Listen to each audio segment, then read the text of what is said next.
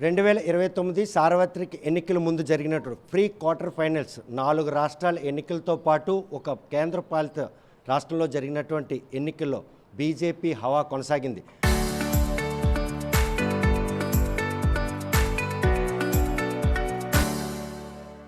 West బెంగాల్లో పాగా వేసి అదేవిధంగా పుదుచ్చేరి, ఒడిశా ఈ 2 రాష్ట్రాల్లో కూడా అధికారంలో మళ్ళీ నిలబెట్టుకుంది.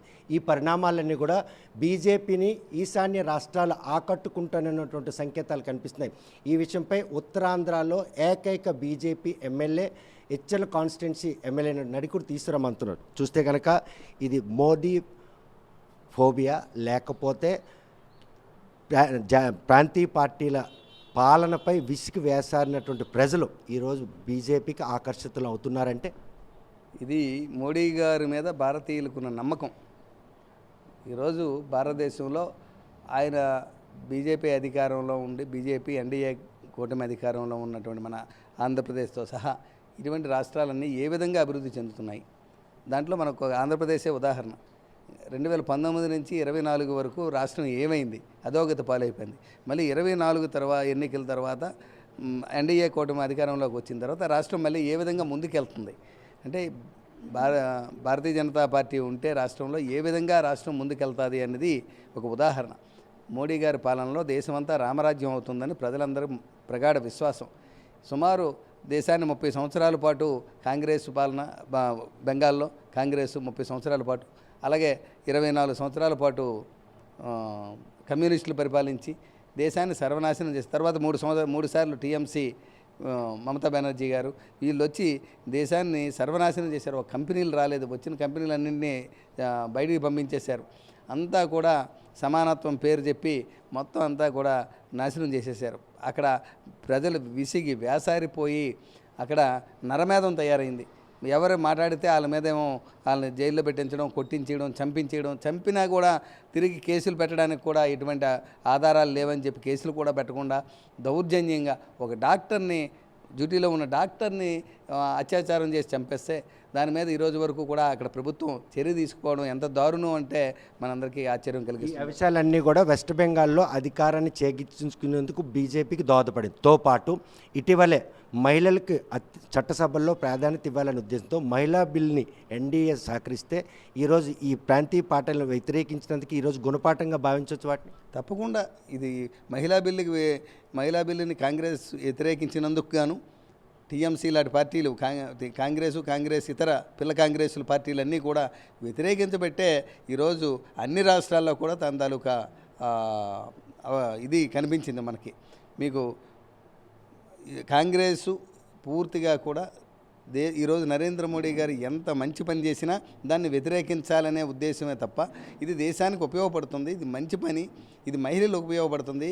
పార్లమెంటు సాక్షిగా నరేంద్ర మోడీ గారు చెప్పారు రాజీవ్ గాంధీ గారికి, రండి ఇద్దరం కలిసి పనిచేద్దాం మహిళా బిల్లు మీద, దీని క్రెడిట్ కూడా మీరే తీసుకోండి, ఇది కాంగ్రెస్ దీన్ని సమర్థించారు, నేనే దేశమంతా చాటి చెప్తాను అని కూడా అన్నా కానీ దాన్ని ఆ బిల్లుని కావాలని ఆ బిల్లుని పాస్ అవ్వకుండా చేసి రాజ్యసభలో అంటే ఇటువంటి పనులు చేస్తే ఎవరైనా జనాలు కూడా ఈరోజు ట్రాన్స్పరెంట్గా ఉంది.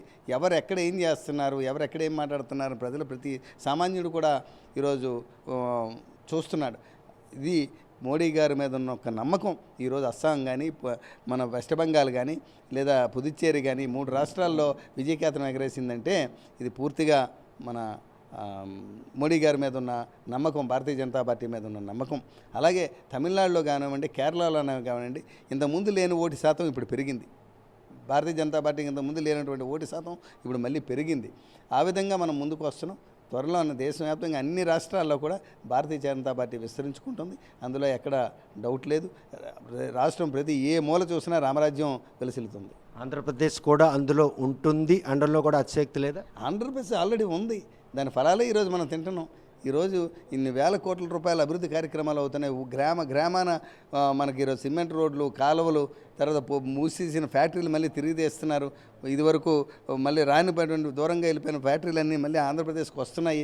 కూటమి ప్రమేయం లేకుండా బీజేపీ పార్టీ ప్రభుత్వాన్ని స్థాపించేందుకు ఆంధ్రప్రదేశ్ కూడా వేదిక అయ్యే రోజులు కూడా దగ్గరలో ఉండడానికి వెస్ట్ బెంగాల్ ఫలితాలు మాకు భారతీయ జనతా పార్టీ సిద్ధాంతం ఒకటే, దేశం కోసం పనిచేసే ఏ పార్టీనైనా కలుపుకుపోతాం. ఒక భారతీయ జనతా పార్టీయే ఉండాలని మేము ఏ రోజు కోరుకోం. భారతీయ జనతా పార్టీతో పాటు ఎవరైతే కలిసి వస్తారో, ఎవరైతే దేశంగా ప్రధాన నినాదంగా ముందుకు తీసుకెళ్తారో వాళ్ళందరినీ కూడా కలుపుకొని వెళ్ళే పార్టీ భారతీయ జనతా పార్టీ. అది కేవలం భారతీయ జనతా పార్టీ ప్రభుత్వం అవ్వచ్చు, లేదా ఎన్డీఏ ప్రభుత్వం అవ్వచ్చు, ఏదైనా కానీ భారతీయ జనతా పార్టీ అండర్లోనే కొనసాగుతుంది. దానికి ఎక్కడా కూడా మనం ఏమనుమానం పడక్కర్లేదు. ప్రస్తుత దేశ రాజకీయ పరిణామాల్లో వెస్ట్ బెంగాల్లో తృణమూల్ కాంగ్రెస్ హవా నడుస్తున్న ఈ నేపథ్యంలో పూర్తిగా 204 స్థానాలను గెలుచుకోవడం అంటే ఇటువంటి రోజుల్లో అది అసలు సాధ్యమా అని సాధ్యం ఎవ్వరూ కూడా ఊహించినది ఇది వస్తుందని మాకు నమ్మకం ఉంది. భారతీయ జనతా పార్టీ కార్యకర్తలుగా మాకు నమ్మకం ఉంది బెంగాల్లో. ఎందుకంటే బెంగాల్లో ప్రతి ఇంటికి కూడా, ప్రతి అభ్యర్థి కూడా 3 సార్లు తిరిగాడు ఎన్నికల ముందు. ప్రతి ఇంటికి కూడా భారతీయ జనతా పార్టీ అభ్యర్థి 3 సార్లు ప్రతి ఇంటికి కూడా తిరిగాడు. అటువంటి ప్రణాళిక చేసింది భారతీయ జనతా పార్టీ. అక్కడ ఏదో సాధారణంగా తృణమూల కాంగ్రెస్ మీద వ్యతిరేకత పుట్టింది, ఓటేసారు అనేది కాదు. అక్కడ మోడీ గారినే బెంగాల్కి తీసుకురావాలి, బెంగాల్లో మోడీ గారు పాలన కావాలి అనే ఒక ఉద్దేశంతో. ఎందుకంటే అభివృద్ధి కావాలి. చదువుకున్న పిల్లలందరూ ఎవరైనా ఉంటారా అక్కడ? చదువుకున్న వాళ్ళు ఎవరు ఉండరు. అది మరో బీహార్లో తయారైంది. ఇప్పుడు బీహార్ బాగుంది, ఇప్పుడు వెస్ట్ బెంగాల్ అలా తయారైంది. అక్కడి నుంచి బంగ్లాదేశ్ నుంచి వచ్చిన వాళ్ళని గోడ కట్టనీయకుండా, ఆ దేశంకి మనకి గోడ కడుతుంటే గోడ కట్టనీయకుండా, మరి ఇటువంటి పనులన్నీ చేస్తుంటే మరి ఎట్లా? మరి దేశ భద్రత ఎలా సాధించాలి? విపరీతమైన నరమేధం జరుగుతుంది. అడిగిన వారు ఒక దారుణమైన పరిస్థితి. నిన్న మా అధికారి ఒక ఆయన భారతీయ జనతా పార్టీ సంఘటనా మంత్రి అక్కడ ఎన్నికల్లో పనిచేసి వచ్చారు 6 మాసాలు. అతని అనుభవాలు నిన్న మాకు పార్టీలో చెప్తున్నారు. ఎంత దారుణమైన అభిమానాలంటే వీళ్ళు ఒక ఇంటికి వెళ్ళారంట, పెళ్ళైన ఆశీర్వదించడానికి. ఇంటికి వెళ్తే అందులో ఆడవారు లేరట ఇంట్లో. ఏంటి ఇప్పుడు కాదు, కొన్ని రోజుల క్రితం మాట ఇది. అంటే ఏంటంటే ఇది లేరు బాబు, టీఎంసీ ఒక రౌడీలు తీసుకెళ్ళిపోయారు, 3 రోజుల తర్వాత తీసుకొస్తారని చెప్పారట. అటువంటి నరక యాతన పడ్డారన్నమాట ప్రజలు. అంత దారుణం. ఎవరైనా అడిగితే కొట్టేయడం, చంపేయడం. మరి చంపేసినా కూడా కేసు లేకపోవడం. ఇంటి ముందే భార్య భర్త ఒక ఇంటికి వెళ్ళారు. అక్కడేమో భర్త కాలు చేతులు పడిపోయిన స్థితిలో ఉన్నాడు, చావు బతికిల మధ్య ఉన్నాడు. ఏమైందంటే ఇంట్లోకి వచ్చేస్తున్నాడు టీఎంసీ కార్యకర్తలు ఎంటబడుతున్నారు. ఇంట్లోకి వచ్చేస్తున్నాడు. 2 నిమిషాల్లో తలుపులు వేసుకోవాల్సింది పట్టుకుని వెనక్కి లాగి 76 కత్తిపోట్లు వేసారంట అతడి మీద. ఈరోజు అతడు చలనం లేని స్థితిలో ఉన్నాడు. అయినా ఆ తల్లి, ఆ బిడ్డ, మేము భారతీయ జనతా పార్టీ వెనకాతలే ఉంటాం, నా బిడ్డను కూడా భారతీయ జనతా పార్టీ కార్యకర్తకి అంకితం చేస్తున్నానని చెప్తుంది ఆ తల్లి. అంటే అటువంటి బాధలు, అటువంటి ఆవేదన ఈవెన్ మనకి ఎవరు ఆంగ్లేయుల పరిపాలనలో కూడా మనం ఎప్పుడూ కూడా అటువంటి బాధలు, అటువంటి పరిస్థితులు చూడలేదు. అటువంటి పరిస్థితులు చూశారు. వాళ్ళు చూసి దాన్ని విసిగిపోయి, వేసారిపోయి, ఒక తెగించి భయాన్ని విడనాడి బయటకు వచ్చి ఈరోజు మోడీ గారికి అన్ని నోట్లు 204 సీట్లు వచ్చాయంటే అది యొక్క వాళ్ళు విసిగి వేసారిపోయి మోడీ గారు పాలన కావాలని తప్పించి వాళ్ళు మోడీ గారిని ఎన్నుకొని తీసుకొని ఈరోజు వెళ్ళి పట్టం కట్టారు. విధ్వంస పాలనకి మూల్యం చెల్లించుకున్న తృణమూల్ కాంగ్రెస్ ఈరోజు తప్పును కప్పిపుచ్చుకునేందుకు ఈవీఎంలు ట్యాంపరింగ్ అయ్యాయి అన్నటువంటి ఒక ఆపాత తీసుకొస్తున్నారు. ఏ విధంగా తీసుకొచ్చి? కాంగ్రెస్కి మొదటి నుంచి, తల్లి కాంగ్రెస్కి కానీ పిల్ల కాంగ్రెస్కి కానీ మొదటి నుంచి అది అలవాటే. వాళ్ళు గెలిస్తే అధికారులందరూ మంచోళ్ళు, ఓడిపోతే ఈవీఎం ట్యాంపరింగ్. ఇప్పుడు కేరళలో ఈవీఎం ట్యాంపరింగ్ అయిందా? కేరళలో వాళ్ళు గెలిచారు కదా కాంగ్రెస్. మరి కేరళలో ఈవీఎంలు బాగా పనిచేసాయి, ఇక్కడ పని చేయలేదా? ఎందుకండి ఆ మాటలు? అలాగే కావాలనుకుంటే, అదే బీజేపీ కావాలనుకుంటే అక్కడ కూడా మరి ట్యాంపరింగ్ చేస్తే అక్కడ కూడా అధికారంలోకి వచ్చి కదా. మరి తమిళనాడులో ట్యాంపరింగ్ చేస్తే తమిళనాడులో కూడా అధికారం వచ్చి కదా. ఎందుకండి తప్పుడు మాట్లాడడం? రాజకీయ నాయకులుగా ఉండి ప్రజలకు తప్పుడు సమాజం ఇవ్వకూడదు. చూస్తే కనుక ప్రస్తుతం ఇటువంటి తరుణంలో రాబోయే 2029 సార్వత్రిక ఎన్నికల నాటికి బీజేపీ రాష్ట్రంలో తమ పార్టీ ఏదైతే అధికారంలో ఉన్న రాష్ట్రాలు పెంచుకునేందుకు ఈ ఫలితాలు ఎంతకన్నా దోహదపడతాయండి? తప్పకుండా అందరూ కూడా ఈరోజు పార్టీలకు అతీతంగా కూడా బీజేపీని అందరూ కూడా సమర్థిస్తున్నారు. దేశం కోసం పనిచేసే పార్టీ, అటువంటి పార్టీ ఉంటేనే ఈరోజు దేశం ముందుకెళ్తుంది. వికసిత భారత్ సాధించాలంటే అందరం కలిసికట్టుకునే ముందుకెళ్ళాలి. ఎవరు రాజకీయాలు చేయండి, కానీ దేశ భవిష్యత్తుకు వచ్చేపటికి, దేశ పాలనకు వచ్చేసరికి, అంటే దేశం తాలూకా ఇంపార్టెన్స్కి వచ్చేసరికి అందరం కలిసి పనిచేయాలి. ఇది మన దేశం, భారతదేశం, అందరం కూడా కలిసి పనిచేయాలి. ఆ విధంగా ముందుకెళ్ళే పార్టీ భారతీయ జనతా పార్టీ. దానికి ఎవరు కలిసి వచ్చినా అందరినీ కలుపుకొని ముందుకెళ్తుంది. తెలంగాణ రాష్ట్రంలో పర్యటించినటువంటి ప్రధాని మోడీ రేవంత్ రెడ్డిని కూడా తనతో పాటు అడుగులేస్తే రాష్ట్ర అభివృద్ధికి నేను ఉంటాను అని హామీ ఇచ్చారు.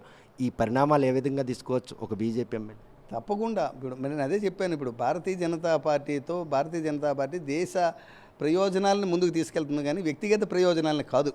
పార్టీ ప్రయోజనాలను కాదు, దేశ ప్రయోజనాలే భారతీయ జనతా పార్టీ యొక్క ప్రయోజనం.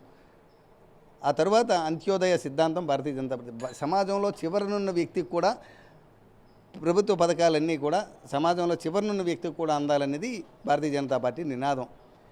ఈ నినాదం పాటించే ఏ వ్యక్తినైనా ఏ పార్టీనైనా తమతో పాటు తీసుకెళ్లే పార్టీ భారతీయ జనతా పార్టీ.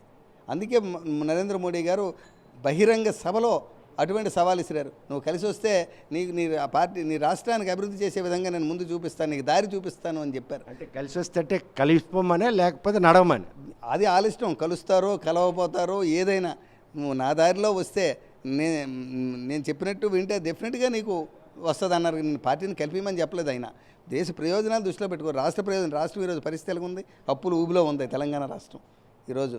అటువంటి పార్టీ మళ్ళీ గట్టెక్కించాలంటే రా నాతో కలిసి పనిచేయి, తప్పకుండా గట్టెక్కిస్తానని బహిరంగంగా చెప్పారు. దొంగచాటుగా చెప్పడము ఎక్కడా ఏమీ లేదు ఆయన. అది కూడా అదే మాట కూడా చెప్పారు. కేసీఆర్ ఎప్పుడో నన్ను నాతో పని చేస్తానంటే నొద్దు పొమ్మన్నాను, ఈరోజు నేను పిలుస్తున్నాను నువ్వు రా. అంత డేరింగ్గా చెప్పే నాయకుడు ఎవరుంటారు చెప్పు? చూస్తే కనుక ప్రస్తుతం సెమీఫైనల్గా భావించినటువంటి ఈ 5 రాష్ట్రాల ఎన్నికల ఫలితాలు మాత్రం బీజేపీని ఆకర్షితులై ఆ రాష్ట్రాల్లో అధికారంలో ఉన్నటువంటి ప్రాంతీయ పార్టీల దుశ్చర్యలు ఈరోజు ఓటర్లు అందరూ కూడాను బీజేపీ పాలన మాత్రం మక్కు చూపారు. అందులో భాగంగానే వెస్ట్ బెంగాల్లో పాగేసం, అస్సాం, అదేవిధంగా పుదుచ్చేరిలో మాత్రం అధికారం మళ్ళీ నిలబెట్టుకున్నాం. రాబోయే 2029 ఎన్నికల నాటికి మాత్రం బీజేపీ పూర్తిగా ఎవరైతే వారికి భావాలు అదేవిధంగా దేశ పరిరక్షణ కోసం, దేశ సంరక్షణ కోసం, దేశ భవిష్యత్తు కోసం ఏ పార్టీలైనా కూడా తమతో పాటు నడిస్తే తప్పనిసరిగా వారితో పాటు ఉంటాం. లేదనుకుంటే కనుక బీజేపీ ఆకర్షితుల రాష్ట్రాల్లో మాత్రం పాగా వేయడానికి ఈ ఎన్నికల ఫలితాలు ఎంతగానో దోహదపడుతాయని ఆయన ఆశాభావం వ్యక్తం చేశారు.